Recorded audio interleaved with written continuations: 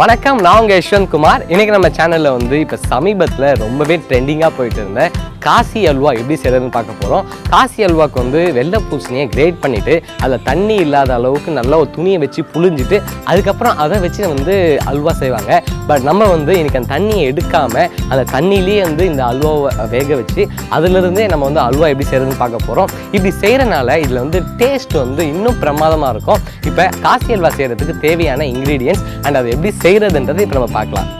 காசி அல்வா செய்ய தேவையான பொருட்கள்: துருவிய வெள்ளை பூசணி, சர்க்கரை, நெய், குங்குமப்பூ, ஒரு சிட்டிக்க உப்பு, முந்திரி, காய்ந்த திராட்சை மற்றும் இடித்த ஏலக்காய். இப்போ நான் வந்து ஒரு கடாயில் துருவி வச்சுருக்க வெள்ளை பூசணியை வந்து சேர்த்துக்கிறேன். பொதுவாக வந்து காசி அல்வா செய்கிறதுக்கு தண்ணி இல்லாமல் தான் இந்த வெள்ளை பூசணியை வந்து சேர்த்து செய்வாங்க.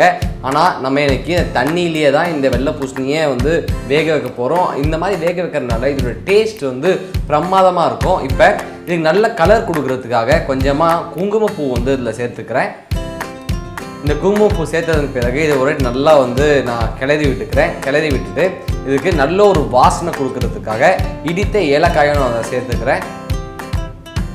இப்போ நல்லா வந்து இதை கிளறிக்கோங்க.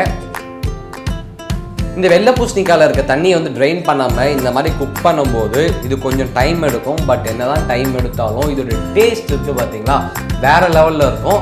இப்போ இந்த நடுவில் அந்த தண்ணி இருக்குது பார்த்தீங்களா, இந்த தண்ணி வந்து நல்லா சுண்டணும். அது வரைக்கும் நம்ம வந்து இதை நல்லா வதக்கிக்கிட்டே இருக்கணும். இப்போ பார்த்தீங்கன்னா தண்ணி சுண்டிடுச்சு. அது மட்டும் இல்லாமல் நல்ல ஒரு எல்லோவிஷ் கலருக்கு வந்துடுச்சு. இப்போ இந்த வதங்கி இருக்க வெள்ளை பூசணியை வந்து நான் ஒரு சைடாக வந்து தள்ளிக்கிறேன். இப்போ இந்த சைடில் நான் கொஞ்சம் வந்து நெய் சேர்த்துக்கிறேன். நெய் வந்து நல்லா ஹீட்டானதன் பிறகு இதில் முந்திரி சேர்த்துக்கிறேன். முந்திரி வந்து பொன்னிறமாக வரணும், அது வரைக்கும் நம்ம வறுக்கணும்.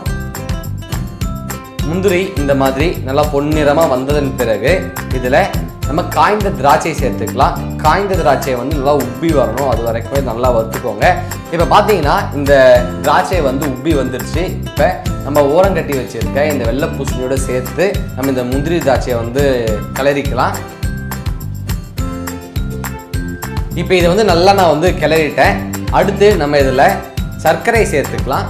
சர்க்கரை சேர்த்து கொஞ்ச நேரத்துலேயே வந்து நல்லா தண்ணி விட்ட மாதிரி ஆகிடும். அந்த தண்ணியும் நல்லா வத்துற அளவுக்கு நம்ம இதை வதக்கிக்கிட்டே இருக்கணும். இன்னொரு முக்கியமான விஷயம் என்னென்னா, நம்ம இந்த காசி அல்வா செய்யும் போது இந்த மாதிரி நல்லா கிளறிக்கிட்டே இருக்கணும். அப்போ தான் வந்து கீழே தீயாமல் இருக்கும்.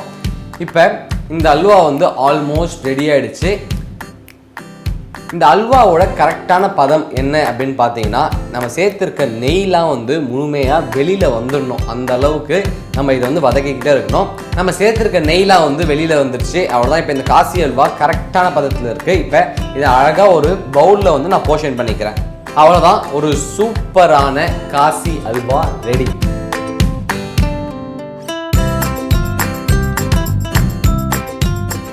ஒரு அட்டகாசமான காசி அல்வா வந்து ரெடி ஆகிடுச்சு. இந்த காசி அல்வாவில் இருக்க தண்ணியை வந்து நம்ம பிழியாமல் டேரெக்டாக வந்து அல்வா செஞ்சனால கொஞ்சம் டைம் வந்து எடுக்கும். பட் இருந்தாலும் டேஸ்ட் வந்து அட்டகாசமாக இருக்கும். இந்த காசி அல்வாவிலிருந்து வர குங்குமப்பூவோட வாசமும் அது மட்டும் இல்லாமல் நம்ம சேர்த்துக்க ஏலக்காய் தூளோட வாசமும் சேர்த்து ஒரு அட்டகாசமான டேஸ்ட் வந்து இந்த காசி அல்வா கொடுக்குது. இதை நீங்கள் வீட்டில் ட்ரை பண்ணி பாருங்கள். ட்ரை பண்ணி பார்த்துட்டு உங்களோட ஃபீட்பேக்கை கீழே கமெண்ட் பண்ணுங்கள். இதே மாதிரி இன்னும் சூப்பர் ரெசிபியோட உங்களை நான் சந்திக்கிறேன். And then bye from Yashwant.